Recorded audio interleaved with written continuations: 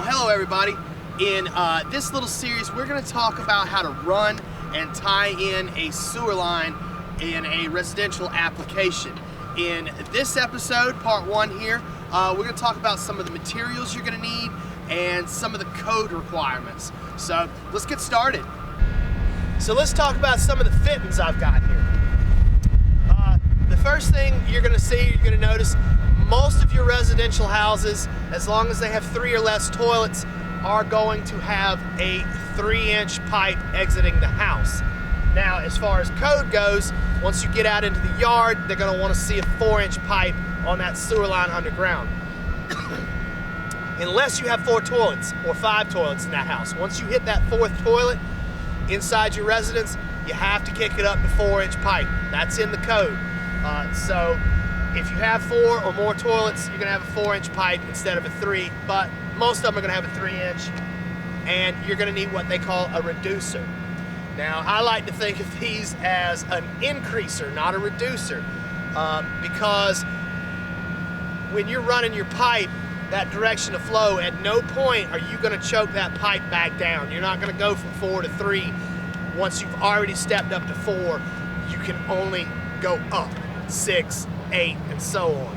So you're going to need what they call a reducer. This is a 3x4 reducer in PVC.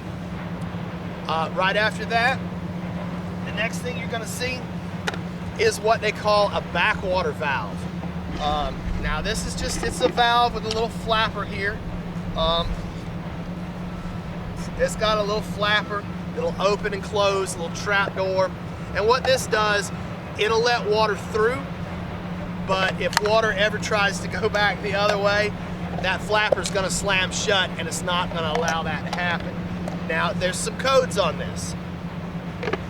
And as the code goes, you have to have a backwater valve installed if you have a fixture on a finished floor that is lower than the next downstream manhole rim elevation.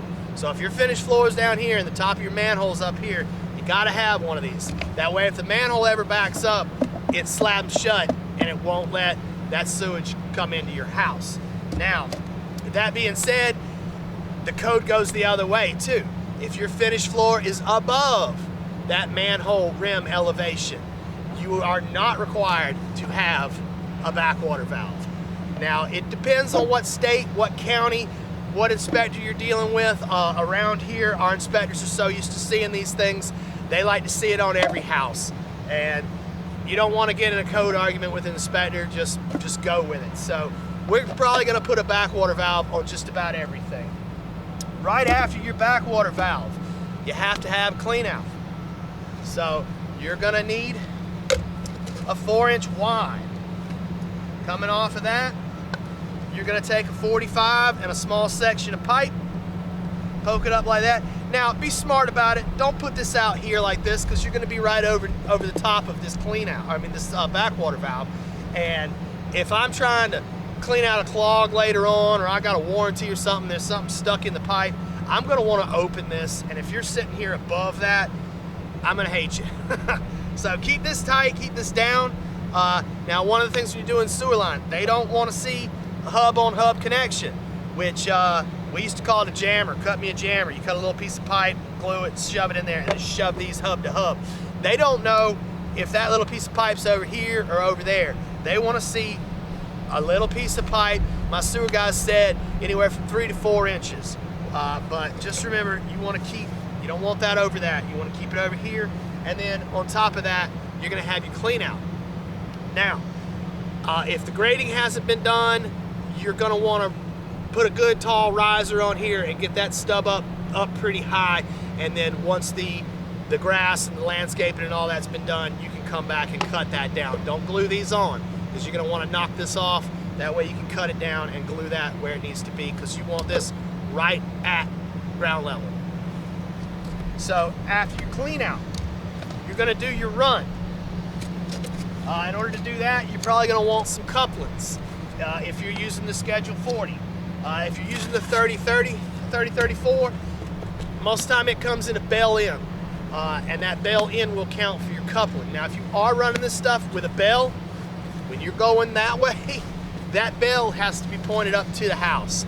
You don't want it going the other way. And the purpose of that is, as that water's running down, it's traveling through a pipe and then just slipping over into this one versus this way, and the water could, if your glue joint failed, the water could slip out of it. Now, that also works in the other direction when you're doing water line. If you're gluing bell-in PVC for your water line, you're gonna want that water line going in that opposite direction for kind of the same reason. The next thing you're gonna want is some 45s. You might have to make a turn. Now, no 90s. You can't lay a 90 on its side unless it's a long sweep 90. We don't even stock 90s. I'd have one to show you, but we don't even stock 4-inch 90s because we don't use them. But what you can do if you've got to go 90 degrees is you can put two 45s together. Now remember, no hub-on-hub connections, no jammers. You got to have a little piece of pipe in there because the sewer guy's going to fail you. So you can make what they call a long sweep 90 using two 45s. The other thing you can do is you can get you a street 45. I love the street fittings because they just pop right in like that. You can glue it up. That is not a hub-on-hub connection, but that does give you that long sweep 90 if you have to go 90 degrees. Now, talking about 90 degrees, if you do bend 90 degrees, you need to have a clean out within 40 feet of that 90 degree bend. Now, most of the time, your sewers are gonna be anywhere from 30 to maybe 50 feet on average. So you got that clean out right up there by the house, and if you have to go 90 degrees down there, and it also counts in the other direction. If I can get them apart, I can't get them apart. If you're doing something like that, you still turn 90 degrees. That's 45 and 45. Even though you've gone back straight pretty much from the direction you came, you just stepped it over a little bit, that's still 90 degrees. That still counts.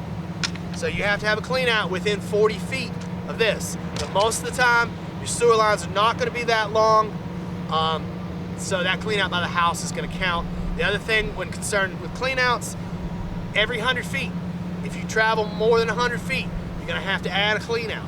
So every 100 feet, you gotta have a clean out. And the reason for that is because your sewer machines, most of your large sewer machines, they only go 100 feet. So, but that's pretty much it on this end. Let's go down to the city tap. There's a couple things there I want to talk about. Now we're on the other end here. We got our city tap. Now remember, most of the time your city stuff is going to be out of this 3034, your infrastructure for your neighborhood. This stuff is cheaper. They're going to use this stuff a lot. You might have a 4-inch poking up, you might have a 6-inch poking up, so just pay attention, be mindful of what you got so you get the right fittings. But as we're coming down, now we're going to run our schedule 40. The next thing you're going to have is this little device here, and I really don't like these things. I think it's just dirty. But if you're in an area, if you're in a county, state, water municipality, and you're paying for your sewer and your water in 2 separate bills, they're gonna require you to have one of these. Now, it's called an elder valve. And inside here, there's some little teeth. It's like little threads. This thing comes with a plug.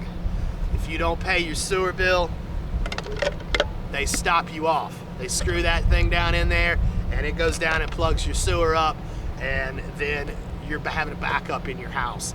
I don't like that. I think that's just dirty and wrong, but if you're paying a separate sewer bill, you don't pay your sewer bill. They want a way to turn it off, and that's what this guy's for. So somewhere right close to this guy, you kind of want your clean outs here to be pretty close to each other. You don't want them all spread out because people are going to be out there cutting grass and stuff. You want to kind of try to keep them close as you can. But yeah, you'll have this. This is directional. There's an arrow on it. You'll have that. You glue a pipe onto the top of it, and then you can stub up a clean out. Remember, stub them up high if the grading hadn't been done yet.